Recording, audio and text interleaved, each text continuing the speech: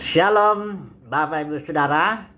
Kita lanjutkan renungan kita masih dengan tema menjalankan kerajaan sorga di bumi, di mana kerajaan sorga di bumi itu adalah warisan kita yang akan kita terima sepenuhnya ketika kedatangan Tuhan Yesus, biasa sebut kedua kali, di mana kita akan menerima tubuh kemuliaan bersama-sama dengan apa? Para pemenang menerima tubuh kemuliaan untuk membebaskan ciptaan dari perbudakan kebinasaan, juga untuk mempersatukan segala sesuatu di dalam Kristus ya. Itu pekerjaan luar biasa di bumi ini.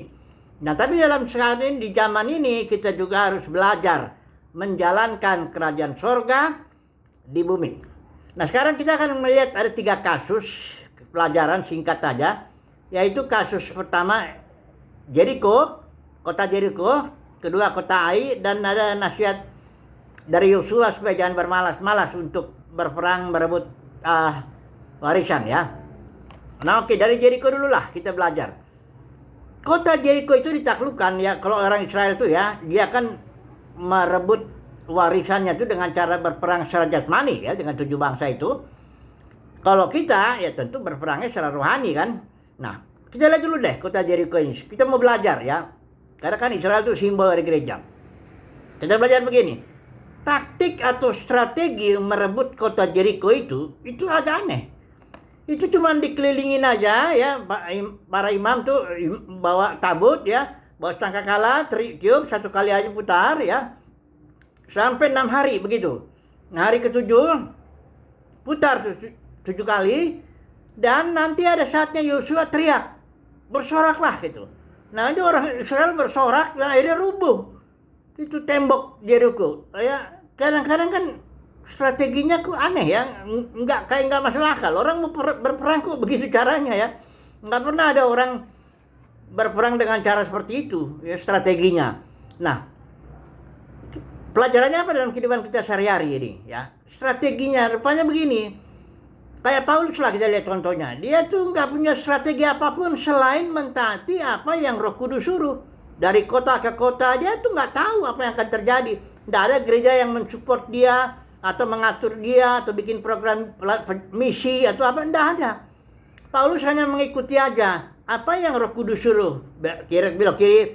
Sekali waktu dia ingin menginjil ke daerah Asia, dilarang Roh Kudus, jangan. Di Asia dia nyebrang. Akhirnya itulah pertama kali Paulus akhirnya dipimpin ke Eropa. Kota Filipi itu pertamanya. Nah, jadi kita pun juga dalam menjalankan kehidupan, menjalankan kerajaan sorga di muka bumi, strateginya apa? Ya ikutin pimpinan roh aja lah, hari lepas hari, tidak usah punya banyak strategi. Ini bukan berarti Paulus tidak punya visi ya. Paulus memiliki visi, makanya di akhir hidupnya dia bisa bilang, aku telah mencapai garis akhir, aku telah memelihara iman, aku telah mengakhiri pertandingan yang baik. Itu berarti orang itu, Paulus jelas dia punya visi ya. Tapi dalam langkah-langkahnya dalam perjalanan misi itu dia tidak ada yang strategi yang aneh-aneh ya. Pokoknya ngikutin pimpinan Roh Kudus, sudah, titik ya. Nanti di akhir kehidupannya orang yang mengikuti pimpinan Roh Kudus pasti bisa berkata seperti Paulus, aku telah mencapai garis akhir. Kita semua rindu yang ngomong begitu ya. Sebelum mati itu kita bicara, aku telah mencapai garis akhir, aku telah memelihara iman, aku telah mengakhiri pertandingan yang baik. Oke, ini satu, Jericho. Kedua, kota Ai ya. Kota Ai ini lebih kecil sebenarnya dengan kota Jericho ya. Dan ketika Israel bilang, udah nggak usah banyak-banyak orang sana, orang itu kecil kok katanya. Ketika Israel menggempur Ai, kalah orang Israel, kabur. Dikejar sama tentaranya Ai itu ya, kota Ai. Nah, setelah itu Yosua bertanya sama Tuhan, bagaimana ini? Baru ketahuan di situ bahwa ada dosa yang dibuat oleh Akan. Itu Akan bin Karmi, itu keturunan Yehuda, suku Yehuda.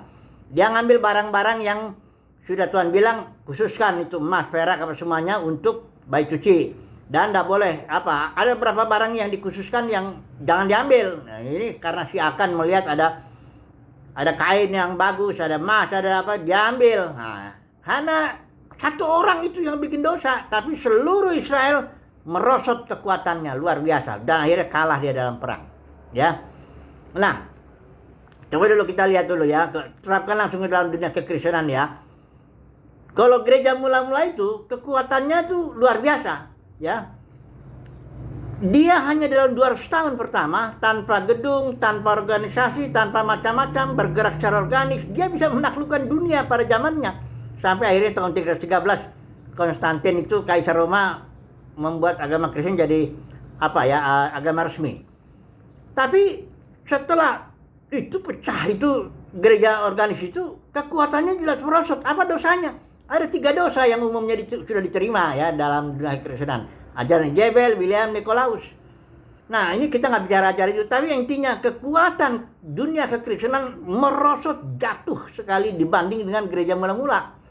Ya, yang bisa menaklukkan dunia yang dikenal pada zamannya tanpa macam-macam, tanpa strategi yang macam-macam. Kayak Filipus disuruh menginjil ya, suruh batis ya, nggak ada aturan-aturan. Apapun juga ya, Ananias disuruh datang ke sana tuh, ada orang namanya Saulus, lu Tuhan, itu kan udah jalanin aja, jalan sana. Jadi ternyata setelah dari dunia kekristenan yang banyak manajer-manajernya bikin perencanaan ya, organizing, leading, controlling gitu ya, planning, manajer kan begitu. Justru nggak, kekuatannya merosot, ya, sangat merosot sekali. Nah, jadi dari kota Ai kita belajar lah, kalau ada dosa, baik secara pribadi maupun secara korporat, ya udah, kekuatannya langsung merosot. Nggak mungkin bisa menjalankan lagi kerajaan surga di bumi. Nggak mungkin lagi bisa merebut warisan yang menjadi milik kita. Ya, itu kedua ya. Yang langsung aja kita ketiga ini ya, yaitu bermalas-malas untuk perang. Coba dulu kita baca ya, Yosua pasal 18 ini. Saya baca ini nasihat Yosua. Ini kan tinggal ada 7 suku yang belum merebut daerah, kan udah dibagi-bagi tuh. Dibagi 12 tuh, tanah perjanjiannya, warisannya. Ada 7 yang malas-malas ini. Coba kita baca ya. Pada waktu itu masih tinggal 7 suku di antara orang Israel yang belum mendapat bagian milik pusaka warisan, maksudnya. Sebab itu berkatalah Yosua kepada orang Israel, berapa lama lagi kamu bermalas-malas sehingga tidak pergi menduduki negeri yang telah diberikan oleh Tuhan. Perhatikan ya, nasihat Yosua itu bermalas-malas untuk perang, bukan bermalas-malas untuk bertani atau kerja di kantor, bukan begitu. Jadi Yosua bilang, kenapa kamu malas untuk berperang, mengambil warisanmu, ya. Nah, kalau kita pikir secara manusia lah, ya wajar aja sih sebenarnya kalau orang enggan berperang ya. Ya, karena kan berperang bisa ada resiko mati, ya. Malas karena berperang itu sesuatu yang bagi kita secara dalam kemanusiaan kita ya normal aja lah. Banyak orang bahkan konflik dengan orang lain pun tidak mau, ya. Daripada bikin ribut, udahlah kita cari jalan lah. Nah, saya mau beri satu kasus ya, bagaimana Petrus dan Barnabas keseret ya karena dia tidak mau konflik. Nah, ini ceritanya begini, di Antioquia waktu itu Petrus datang sana ya, dan itu dia bergaul. Waktu itu kan orang Yahudi nggak boleh bergaul dengan orang bukan Yahudi. Di Antioquia kan ada banyak orang-orang percaya yang bukan Yahudi. Nah, Petrus makan bersama, artinya fellowship lah dengan orang-orang yang bukan Yahudi. Kemudian datanglah kalangan Yakobus. Ini Yakobus pemimpin gereja Yerusalem nih, orang-orang Yahudi semua. Tahu-tahu Petrus langsung dia nggak enak dia sama orang-orang kalangan Yakobus ini. Dia akhirnya menjauhi pelan-pelan begitu, ya. Barnabas juga ikut keseret juga gitu. Jadi, disitulah Paulus negor. Itu saya baca dulu ya tegurannya Paulus ini ya supaya jelas kita. Perhatikan. Tetapi ini Galatia pasal 2 ya. Tetapi waktu kulihat bahwa kelakuan mereka itu tidak sesuai dengan kebenaran Injil, jadi kelakuan Petrus bahkan Barnabas itu keseret jadi kemunafikan, nggak sesuai dengan kebenaran Injil, barulah di situ Paulus negor Petrus terang-terangan di depan orang. Nah, sekarang kita lihat kenapa Petrus berkelakuan seperti itu dengan Barnabas terakhir keseret juga. Dia nggak ingin konflik dengan kalangan Yakobus, teman-teman sejahudi, teman-teman sesama Yahudi, dia nggak mau. Ya, bukannya dia nggak mau bergaul dengan bangsa-bangsa lain, enggak, dia mau bergaul, tapi begitu dia dengan datang kalangan Yakobus, ada kemungkinan nih saya disalah mengerti, ada kemungkinan saya dipertanyakan lah, kenapa kau? Karena waktu itu kan orang Yahudi nggak mau bergaul dengan bangsa-bangsa kafir.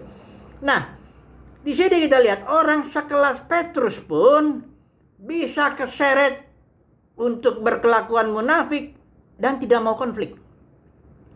bahkan melanggar kebenaran Injil, kata Paulus. Ya, bayangkan itu, orang sekelas Petrus dan juga Barnabas keseret seperti itu. Ya, jadi wajar kalau secara maksud saya wajar bukan berarti kita harus munafik begitu, bukan. Maksud saya wajar itu bahwa kemanusiaan kita, kedagingan kita lah, saya bilang. Itu kita nggak ingin konflik, kita nggak ingin perang. Tapi kalau mau merebut warisan kita, kalau mau menjalankan kerajaan sorga di bumi, harus perang.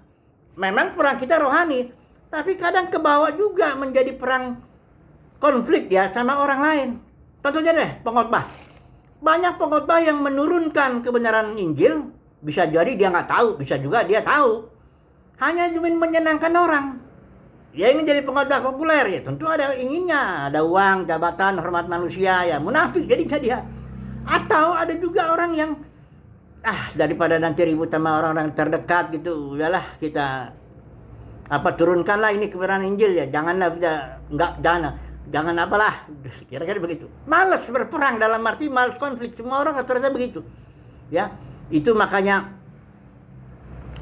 orang sekelas Petrus pun Barnabas bisa keseret menjadi orang yang munafik, dalam arti tidak menurunkan standar kebenaran Injil dan menghindari konflik ya. Konflik yang perlu, karena gini, ini satu orang coba penutup nih ya. Watchman pernah bilang gini, orang yang mau mengikuti pimpinan Roh Kudus pasti akan banyak konflik dengan orang-orang dekatnya bahkan ya. Kalau dia mau benar-benar mengikuti pimpinan Roh Kudus hari lepas hari, dia pasti akan mengalami konflik itu. Nah, oke lah, kesimpulannya lah. Jadi bagaimana nih dari 3 pelajaran ini? Kesimpulannya satu aja lah, bahwa kalau mau menjalankan kerajaan surga di bumi, tidak ada jalan lain.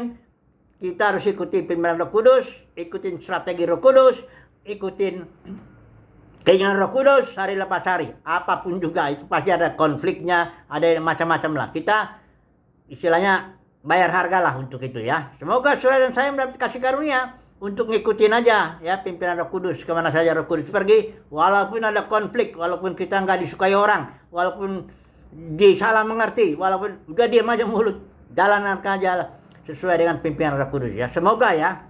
Haleluya. Amin.